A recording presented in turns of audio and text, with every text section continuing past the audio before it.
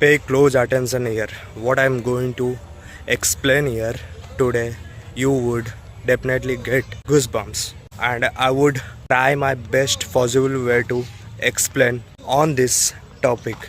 And today we are going to cover the topic called jealousness. So yeah, accept this with all your honesty. At some sort of up our lips, we felt jealous on those things which we craved badly. Either it can be a person, it can be any career, or it can be anything. So I don't have that much of ideas about the relationship. Most people immediately lead their mind into the relationship when we talk about the jealousness. So I don't have that much of idea when it comes to relationships and jealousness to that category. So what I'm trying to explain here, that jealousness usually comes from the not doing hard work, not putting that much of efforts. Look, let me make it very simple. You are jealous just because you see the other person that he or she achieving the particular thing which you craved badly once in your life. So the same particular thing the opposite person achieved. How he or she achieved that? All because of hard work. Now you are feeling jealous. Come on, we are human beings and we do feel jealous. That's a natural thing.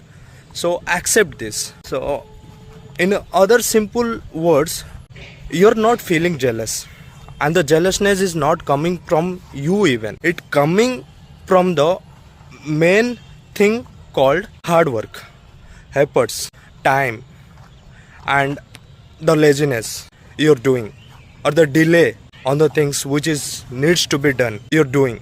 So there are the many things that jealous is coming from, that particular things like hard work, delay, and kind of stuff. So you need to figure out this. Till the time you're not figure outing anything that where this exact jealousness is coming from, you will stopped by your ego. Your ego will hold you back to not do the things.